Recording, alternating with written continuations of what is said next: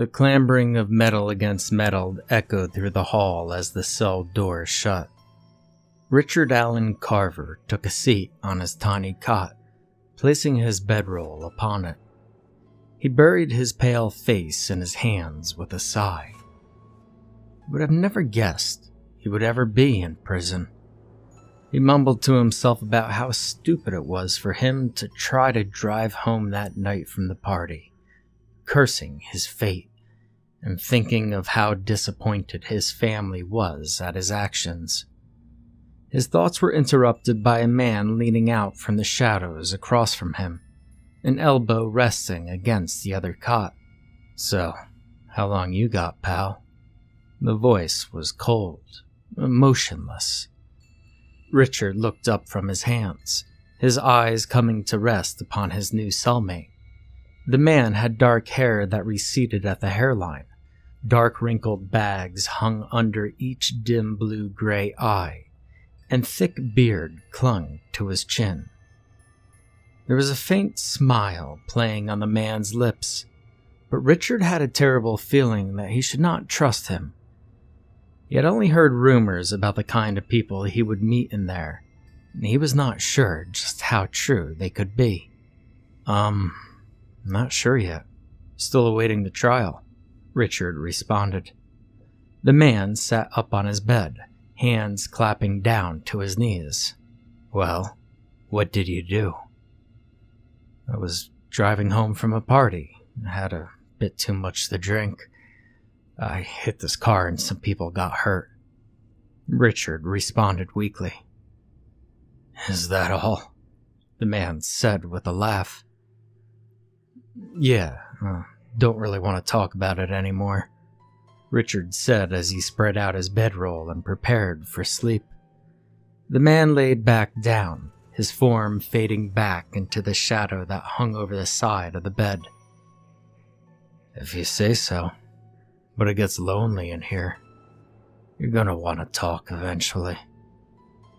The night was filled with random noises that kept Richard awake. When the guards came to retrieve them for breakfast, he struggled to keep his eyes open. This mattered little to the correction officers that pushed him down the hall toward the cafeteria.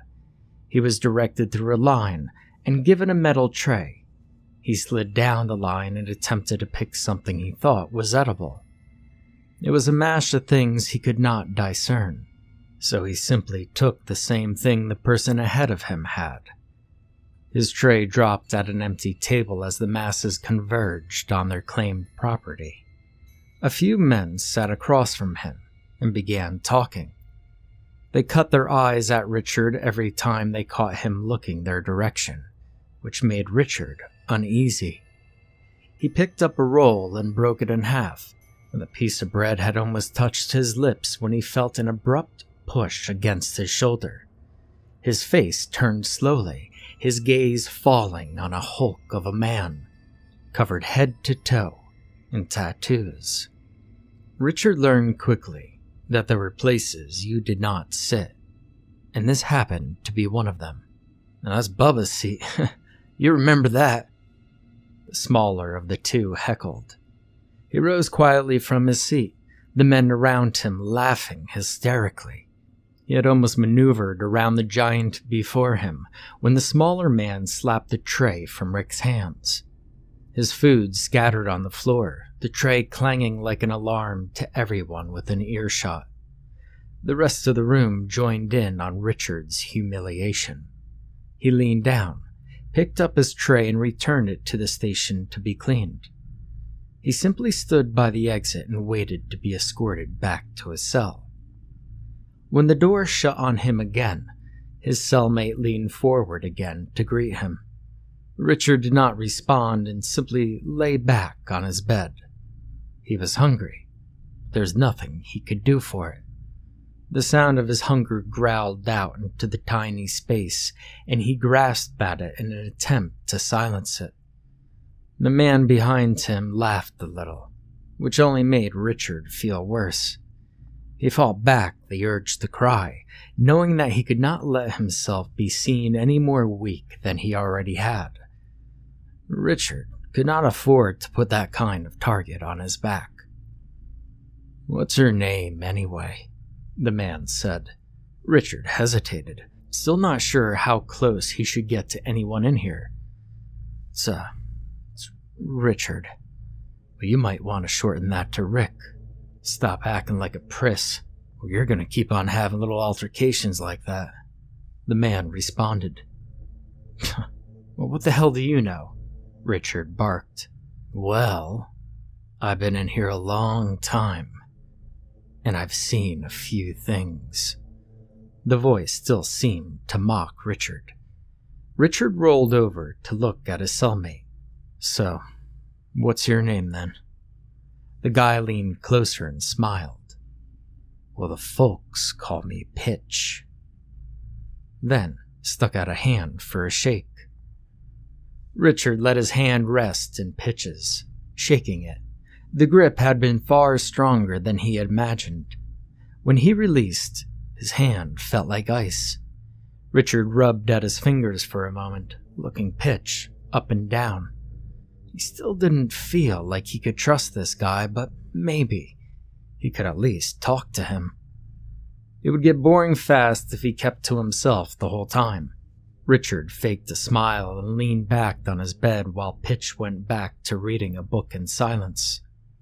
Later that day, during their yard time, Richard walked past most of the groups and attempted to keep to himself. Eyes watched him intently. Murmurs erupted from tightly knit groups of men. Richard tried to listen, but he could barely make out a word. None of them approached, and some of them seemed to scatter when Richard came within a few feet of them. The whole yard seemed to have their eyes on the newest inmate, but he had no idea why. That night, before lights out, the guards came to Richard's cell, removing him from it, and began tossing his things about. He was told they were looking for contraband, and that if they found anything, he was being sent down to solitary. They found nothing in his cot, but there was a sharpened toothbrush hidden within the stuffing of Pitch's pillow. Richard was instantly cuffed and taken to confinement, begging for an explanation the whole way.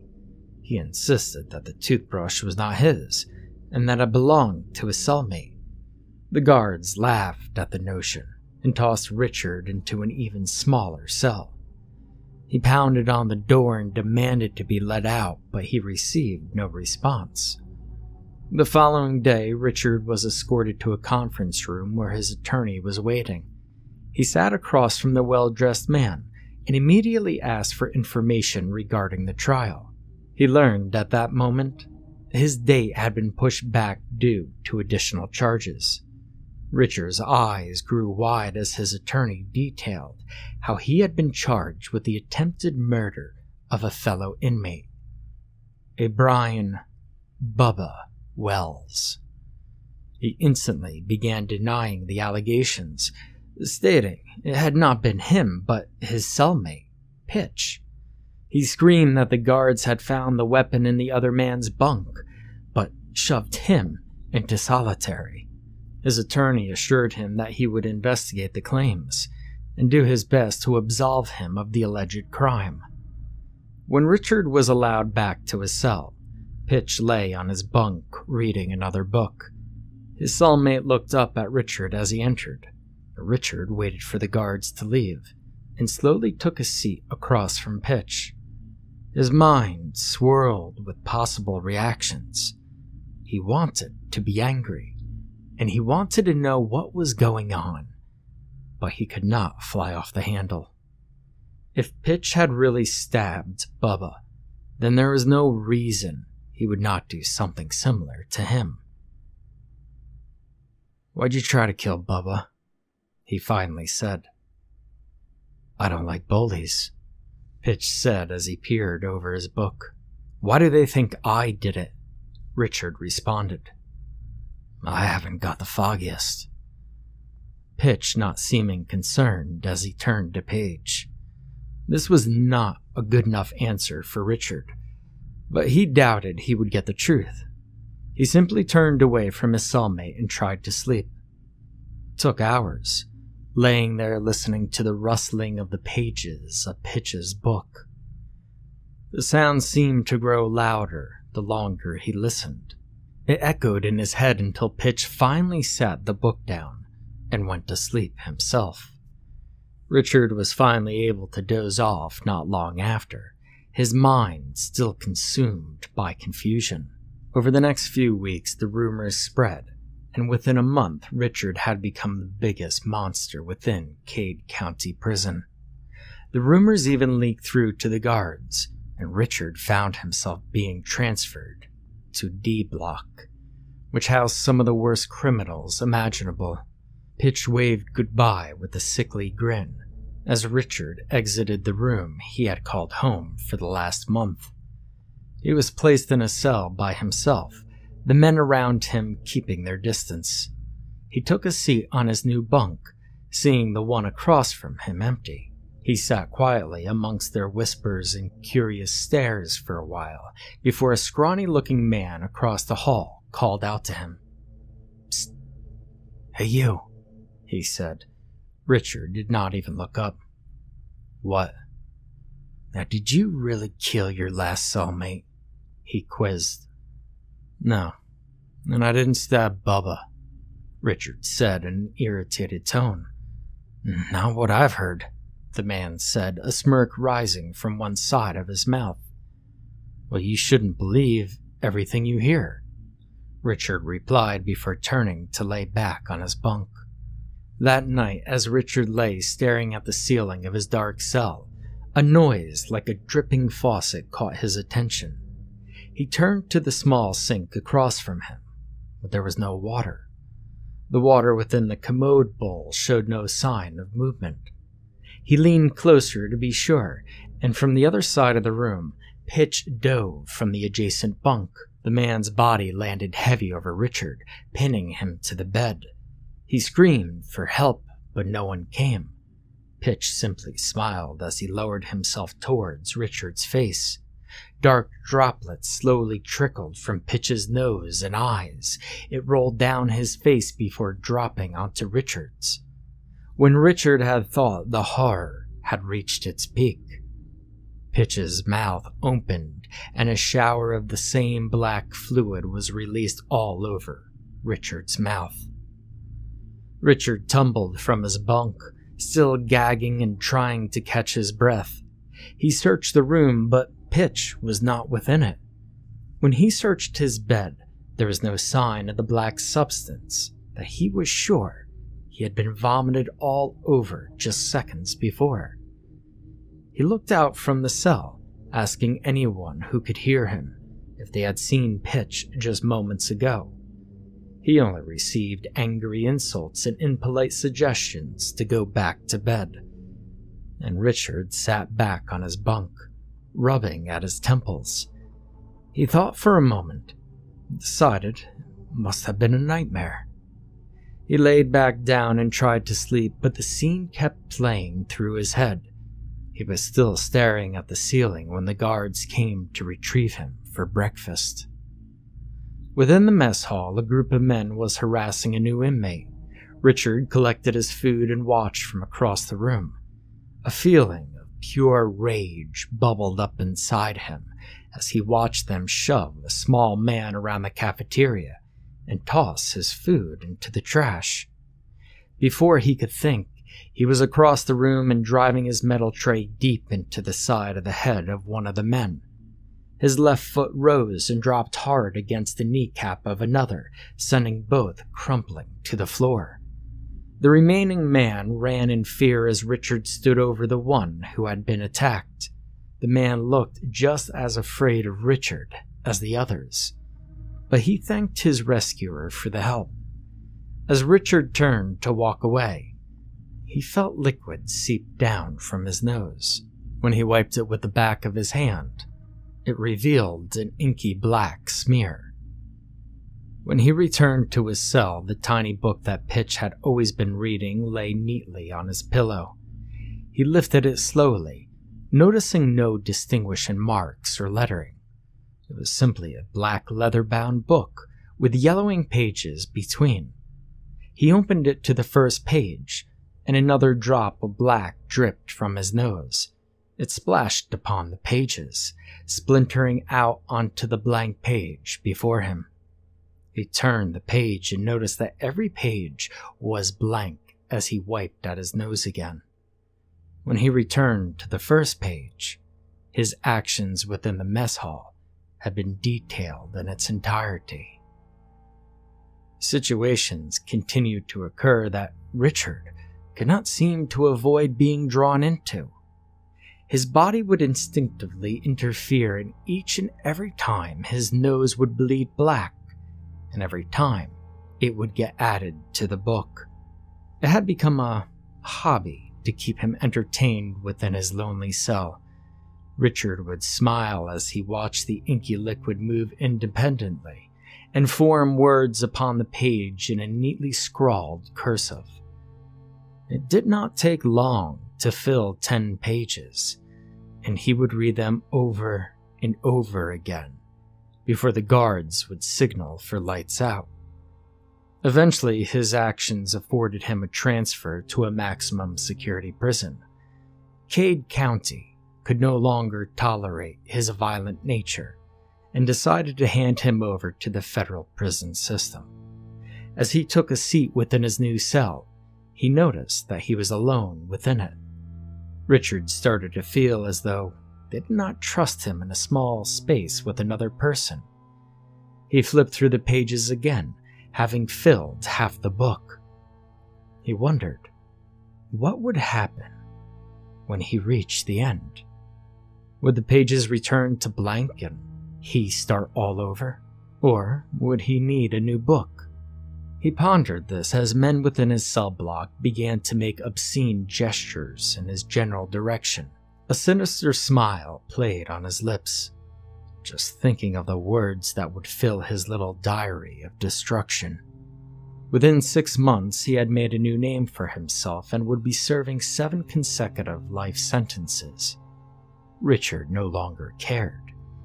He just wanted to keep filling his book. It had become an obsession, and he would sit quietly in his room reading from it until he had an opportunity to strike again and add another page. Richard wanted nothing more than to see what happened when he got to the last page and did everything he possibly could to reach that goal quickly. He simply had to know the result. His thoughts were interrupted by the door to his cell opening and being gestured to exit for yard time. He smiled, knowing this was an opportunity to add another page or 2. When he returned, new pages awaited to be filled after he stabbed 2 gang members with a makeshift knife fashioned from aluminum foil. He took a seat on his bunk and slid back into the shadow that covered it. Then, opened his book and let the black droplets add to his growing journal. The cell door opened again, a new inmate being placed on the bunk next to him. Richard was scanning over the newly formed words as the man sat his bedroll down. Richard looked up over his pages, seeing that the man appeared to be far more dangerous than he. The man laughed at the sight of Richard. "So, this is the monster I keep hearing about?" The man laughed. Richard smiled and turned the book to a fresh page. "Yes," he said without looking up. "Well, you don't look like much of a monster to me. What's your name, anyway?" "It's probably something nerdy like Bill, Bob, hell, maybe even Richard." The man leaned forward, laughing while bits of saliva sprayed Richard's face. Richard thought for a moment, his anger boiling up inside of him. Then a drop of the dark liquid fell to the page and formed large letters that read, "Pitch." "Pitch," he said quietly. "Now, did you say bitch?" "I think he just said his name is Bitch," the man yelled out to the cell block. The men around them cowering from the commotion. "I said, pitch," Richard screamed into the man's face as he rose from his bunk, the dark liquid flowing more rapidly from his nose and eyes. "What the man said as Richard drew closer. A few moments later, guards came rushing in to find Richard crumpled on the floor, and the new inmate sitting on his bunk, flipping through a tiny black book. They revived Richard and took him to the infirmary to check him for injuries. All of his tests came back fine, and he would be allowed to go back to his cell. That is, after he spoke with his attorney, who happened to be waiting for him in the conference room. The guards directed him to the room and placed him just across the table, still shackled for the protection of everyone within the room. "I'm sorry to inform you that we're going to lose your case," his lawyer said with a sigh. "The evidence against you is just too strong. I think you're going to get charged for murder again, Richard." "Murder? What are you talking about? I've never killed anyone," Richard cried, tears flowing from his eyes. "Must have been Pitch. He framed me again." The lawyer rubbed at his eyes, frustrated. "That's what you said the first time, Mr. Carver. But your actions within the penal system proved different. Plus, neither this facility or Cade County have any record of an inmate by that name or nickname. I haven't looked up the description you gave, and it doesn't fit anyone here." "No, this is impossible. It can't be. I haven't killed anyone," Richard yelled, his hands slamming on the table. The attorney jumped at the action, fear rising up in him. "Listen, I'm sorry, Mr. Carver. There's nothing more I can do for you," he said as he quickly gathered his things and rushed from the room.